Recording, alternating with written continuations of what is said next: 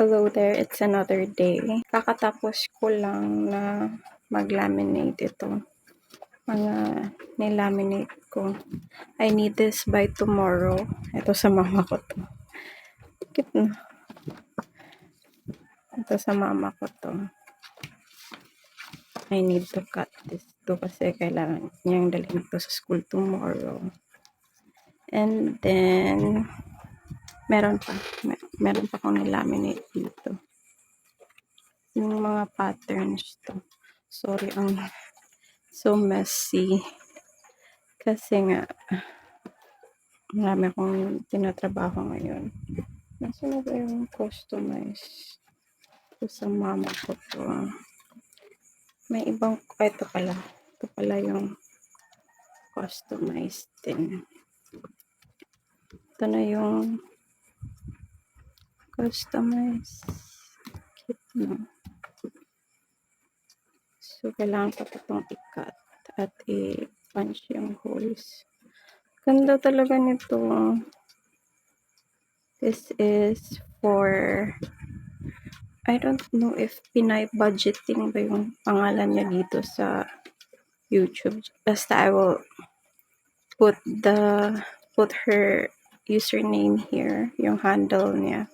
And I will also put in the description yung mga links sa IG and YouTube channel niya. Ito. Cute, no? She purchased this isang international din na cash stuffer. Maganda. Ito sa isang side na to, yung mga Bible verses. Then you have to color it in whenever you stuff the amount na ilalagay mo. Tapos may goal pa dyan. And then on the other side, yung mga ang tawag dito, designs. Ito, cute din to. Ganda. Ito, sunflower. And ito, cross. Parang autumn yung theme. Ito naman pang autumn din to. Then ito, for Christmas in the manger with the three kings and the Holy Family. I'll repeat na to. Ito sa araw ng mga puso, of course. And ito, gusto ko din to. Ang ganda ng lion, no? Basta ito. Ito namang isa, repeat customer ko na to. Gusto ko talaga tong leopard na style. Ganda, no? Hope ma-picture out nyo. Basta maganda to. Pangalawang pagawa niya to, pa-customize. And currently pala, parang hindi ko pa to na-mention, I disabled na may customized na cash envelopes kasi di na talaga kaya ng powers. Kasi this is way better kasi I can make them ahead of time. Ito yung, nasa na ba yun? I know, ito. Ito yung best seller ko talaga, yung marbles. Diba ang ganda? Maganda talaga siya. Tapos, ito din, yung aesthetic na beige. Isa din yan sa mga best sellers. Ito, hindi ko pa to nare-release. Ito, hindi pa to na-release. As of this recording, ito, cute leopard din. Pero colorful siya. Ito naman, provided kasi to ng customer. Ang ganda, sophisticated siya. Ito naman, fun siya na leopard. I-release ko sila by this month, hopefully. Well, Lois, ano na. Ang dami ko talagang mga, ang tawag dito, backlog. In a way na, dami ko kasing gustong gawin sa buhay. Kaya, yun. And I'm printing on the side din. Kanina pa yan. Last na lang siguro yan na batch. Tingnan ko nga. Wait lang. Ang hirap pa lang. Wait lang. Ito naman ang gagawin ko para to sa vinyls. Marami pa akong i-layout dyan so that by tomorrow ready na. Ito yung listahan ko. Saan ba yung listahan ko? Ito, I need to lay out this. My gold, my rose gold, my holographic din. Tapos ito, kaka-order lang to. Pastel pink naman yung sa kanya. Dito, black. Need ko na to tomorrow. So, kakat ko yan. So, ito lang yun pala yung process ko kasi wala na akong nung mga paper slips kasi ito na yung setup dito. Wala na ako nung railings. Ayoko naman na lagyan ng mga notes or sticky notes itong monitor kasi parang baka mag-stick yung, diba, alam mo yung magsistick yung sticky part dito. Ayoko. Maganda din sana lagay dito yung mga notes, mga order slips, pero parang nasasayan ko baka marumihan. So ayan, ang ginawa ko na lang dito sa likod na part. Saan ba yung start? Ito. So basically ginagawa ko yung name ng order, tapos ito yung mga in-order nila. Tapos pag may customized na mga labels, ito lang. Tapos nilalagay ko talaga ilang items para when I'm packing, I can recount it and verify if tama na ba yung nagawa ko. Tapos ito lang, sinishade ko lang tong circles na to if ready na, if nagawa ko na siya. Ito naman, sinishade ko tong circle beside the name pag natapos na talagang lahat ng order. And once it's shipped out, ito na, na-highlight ko naman para officially close na yung order. So ito lang. Itong mga naka-box, ito yung sa printing business ko. Walang masyadong order compared naman sa cash envelopes. Pero ito parang ito. So yan. Saan ba tayo? So currently nasa order 155 na tayo. At itong numbers, hindi included tong mga sa printing business ko. Ito lang, diba, wala silang numbers.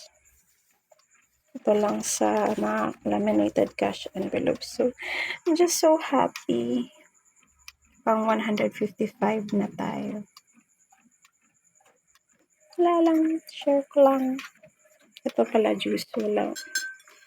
Hindi ako nagkape ngayon kasi nung oras na baka hindi ako makatulog. Need ko pa namang mag-get up ng early tomorrow. So, update ko na lang kayo tomorrow sa mga ganap. Hindi ka na pwedeng huminto, mas lalong hindi ka na pwedeng sumuko. Masyado ka na kasi nagiging balingbing. Sabi mo sa akin, gusto mong yumaman, gusto mong magka-business, gusto mo ikaw yung kauna-unahan sa pamilya mo na mag-aahon sa inyo sa kahirapan. Pero ba't mas full-time ka pa yata sa pagiging talunan? Bas naunahan mo pa yatang irregular yung pagiging tamad kesa sa trabaho mo na magiging tulay mo sa pagyaman. No, real talk, wala akong pake kung anong trabaho mo, kung magbobote ka, basurero, o yung may pinakamataas na trabaho sa ngayon. Kasi ako last 3 months pinasok ko ang pagpupunta magpunas ng lamesa. Gusto ko ba yon? Hindi, pero para lang itayo yung business ko. Sabi ko nun, ayoko na maging talunan. O, ikaw rin, di ba? Yun yung sinasabi mo ngayon sa akin. Aba, may lumabas lang na chismis sa Facebook o sa Twitter o saan man. Una-una ka pa at mas marami ka pang alam. Hindi kasi 30 minutes lang naman, 1 hour lang naman. Next month na lang ako magiging winner. May 1 week pa naman ako maging loser. Tsaka na ako babalik sa pagiging winner next month, promise. Tangina, hindi ganun yan. Pasensya na at napamura ko. Up and down.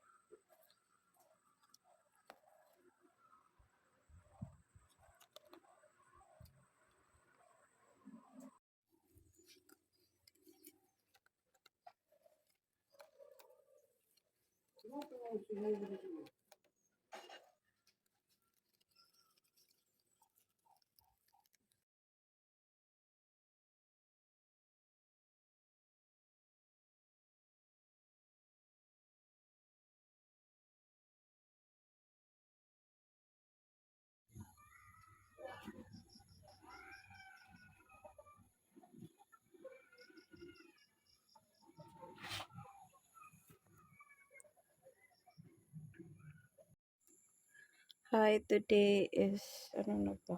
7 na ata. Wait na, tignan natin. Yes, I know. Ito pa.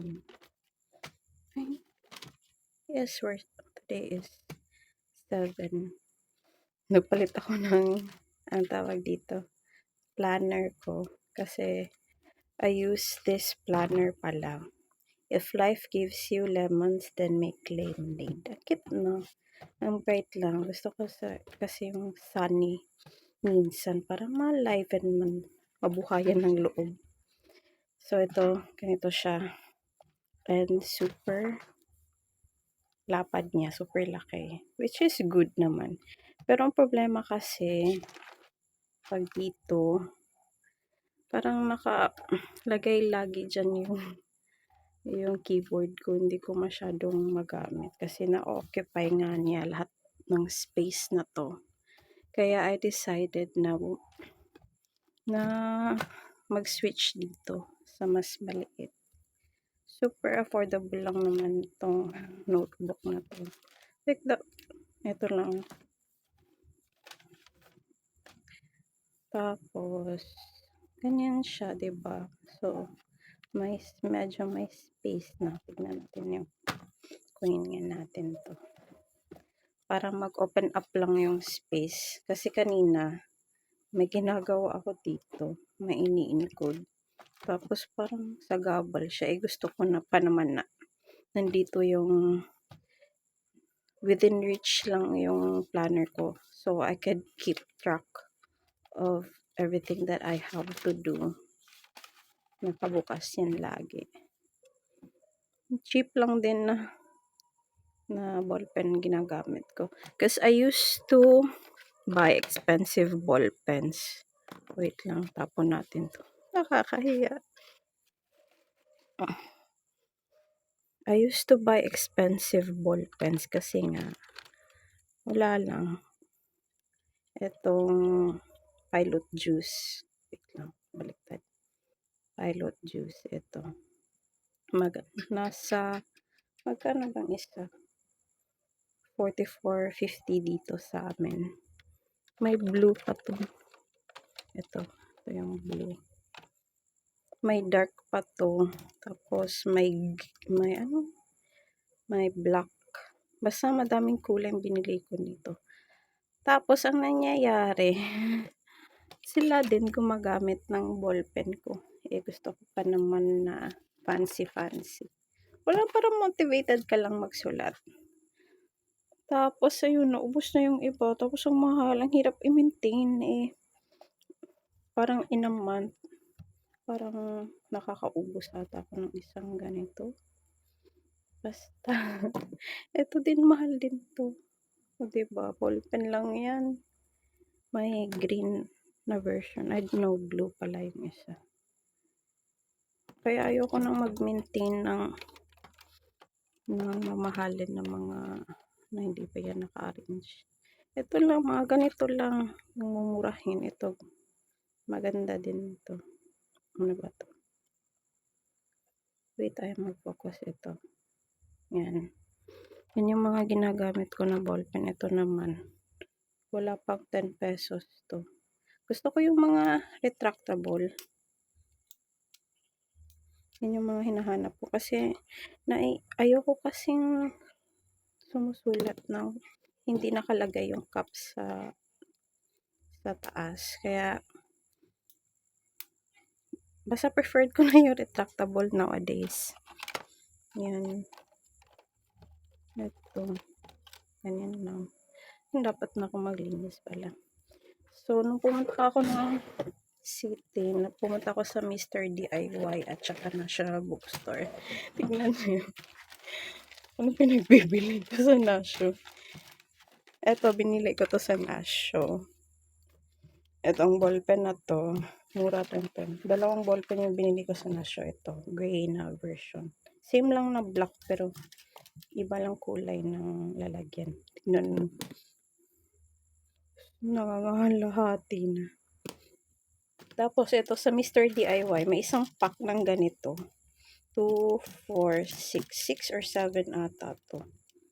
Parang kinuha na yung isa ng kapatid ko. So, ayan. Retractable din. Mas mura kasi siya kaysa pa isa-isa. Kaya pumili na lang ako kasi I've decided na ayoko nang bumili ng mamahalin na ballpen. Di rin ako bumili ng mamahaling planner this year. Kasi, ano ba? Hindi ako bumili ng planner this year kasi nga dahil sa bagyong Odette, mga nasa bandang March na ata, pwede kaming mag-order ulit sa Shopee. Parang, it's a waste of time na and space and money kung bibili pa ako. Tapos yung ibang months hindi ko na magamit.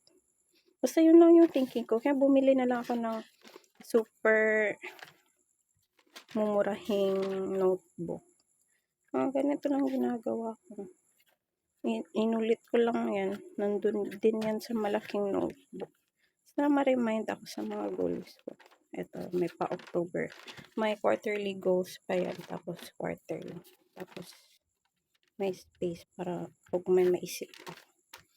Yan na. Straight to the point. So, ano ba? Ay, oo nga. Hindi naman ito yung topic na gusto kong sabihin ngayon. Kasi, kaya ako nag-video. Kasi may na-share ako galing sa TikTok na about sa rest na magpahinga. Kasi lahat ng nilalang dito sa mundo nagpapahinga. Kaya tayo din, dapat tayo magpahinga. So, si Natalie, hi Nat. Lagay ko dito yung handle niya. Nag-chat siya, nag-DM siya sa akin sa Instagram. Sabi niya, kailangan ko din daw magpahinga. Kaya kanina, enough ko na yung PC ko. Wala, off na talaga sila lahat. Tapos, hindi ako mapakali kasi may pending orders ako. May 4, 5. May isa pa dito. So, may 5 akong first ship out tomorrow. Nakaka-guilty din kasi ayoko din mangarag tomorrow. Alam mo yun? Kasi ako rin yung mas stress. Ngayon, na nag-log out na ako, parang nag-log out. Parang nasa-stress din yung utak ko. Kakaisip na, uy, dami ko bang dapat gawin for tomorrow, ganun. So, parang, hindi din ako na-relax, actually. So, naisip ko na bumalik dito sa studio at gawin na lang yung pwede kong gawin to help out my tomorrow self, my future self, na mas mapabilis yung buhay niya. So, eto, may cheese ring pa ako dito. So, ano ba? Ang ginagawa ko, maglalaminate ako ng mga placeholder money kasi may 2 nag-order ng mga bundles. Kaya, may mga sets ako na sold out na kaya kailangan kong gumawa. So, may mga kailangan ako dito. Ang dami pa to. Kasi ang tendency ko kasi pag ganito, may kulang, nagpe-print ako ng mga extra para the next time may available na ako na stock. Kasi it doesn't make sense for me na ito, out of stock na 'to. Tapos yung gagawin ko lang is yung kailangan ko ngayon. Tapos the next time gagawa naman ako. So, eto may mga pa-extra na ako. Meron pa 'to. Wait lang, saan naman. Ito din, dami. Ayan. Ito lahat, dami. Ito kanina, may na-laminate na ako kanina. Ito may hindi pa. Kaka-print ko lang yan. So, yun lang. Yun yung gagawin ko tonight. Para naman ma-relax yung utak ko. At konti na lang yung gawin ko tomorrow. So, patapusin ko muna to. So, ito. Gusto ko to. So, let this be our reminder that we should stop being so hard on ourselves. Kaya, gagawin ko na muna to. Ang nangyayari kasi, parang ako na yung national bookstore sa amin dito sa bahay. Halos lahat ng mga school supplies meron ako. Kaya, when they need something, like stapler, mga puncher, lalong-lalo ng ballpen, pumupunta agad sila dito sa workspace ko, dito sa studio. Tapos, simple lang, kuha lang sila dito sa area, sa workspace ko. Tapos, pag kailangan ko, wala na. Tapos, ito pa. Nakakainis na nakakatawa na rin. Kasi, 'di ba, kumukuha sila ng mga gamit ko dito. Yung ballpen, yung kinukuha nila, yung magagandang ballpen ko, yung mga mamahalin. Kaya yung mga tira, tignan nyo yung mga tira-tira dito. Ganito, ito yung mga ganito, wala pa to sa 10 pesos. Tapos wala na yung takip niya. Mga ganito na lang, paubos na. Yan. Tapos isa sa uli, wala nang laman. Ano pa ba to? Itong mga ganito. Basta ito, parang eto, kinip ko talaga to kasi last na tong pilot juice ko. Kinip ko talaga to. Kaya yan na lang ata. Ito, mga ganito na lang. Yung parang wala pang 10 pesos.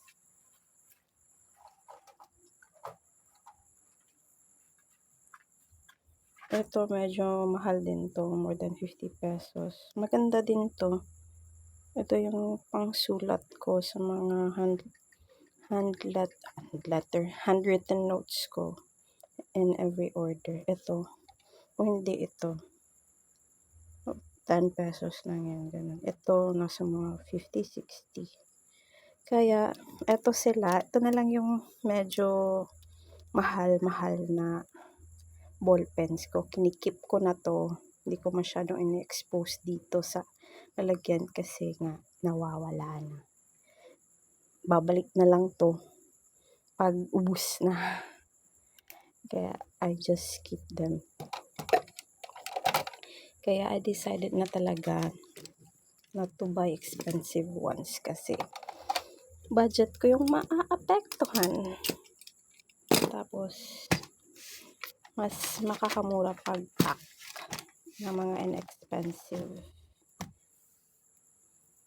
inexpensive na, anong tawag dito? Mga ballpens. May binili pa ako. Natatandaan ko kasi before, nung grabe super fancy pa ako ng mga ballpen. May ballpen ako na pang 100 plus talaga. Promise. Parang ganito lang din yung anong tawag dito? Yung medyo thick yung strokes niya. Yun lang, same lang naman, parang Mygel lang din, 'di ba? Mas affordable pa yung Mygel. Basta mga fancy, tapos nauubos lang din naman. Tapos naalala ko kasi parang pinagalitan or pinagsabihan ako ni mama noon.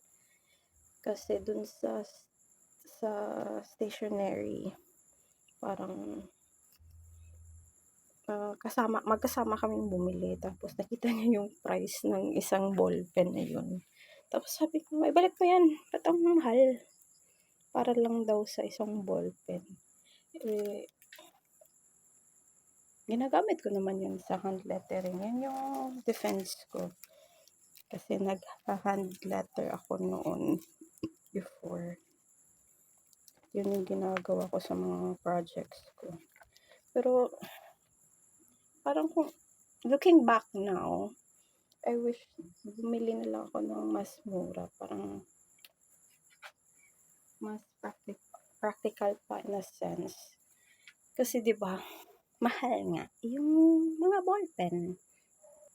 Tapos pag anong tawag dito, pag mahal ang ballpen, parang ayaw mo gamitin. Parang it just doesn't make sense to buy expensive ballpen now. For now ha, na limited yung budget ko. Baka in the future kung mas malaki ng income ko, parang hindi na big deal ang mamahalin na ballpen. But for now na every penny counts, parang dito muna tayo. Just make sense muna sa budget. Analog girl pa naman ako. Parang, it's just, there's a different sense of accomplishment and relief siguro na to write it down compared to if ita-type mo lang sa phone or sa computer. Lalo na pag gumagawa ako ng mga plans, nag-brainstorm ng mga ideas and whatnot. Parang, yung kinesthetic, yung ikaw mismo yung nagsusulat, di ba? Parang may na-accomplish ka na. Ewan ko ba, basta there's a different sense if you write it down. Tapos yung may mga research din na most likely pag ni-write down mo yung goals mo, mas marami kang na-accomplish. Kaya yun. Invest talaga. Bili na kayo ng mga mumurahing ballpen. This is your sign. Charot.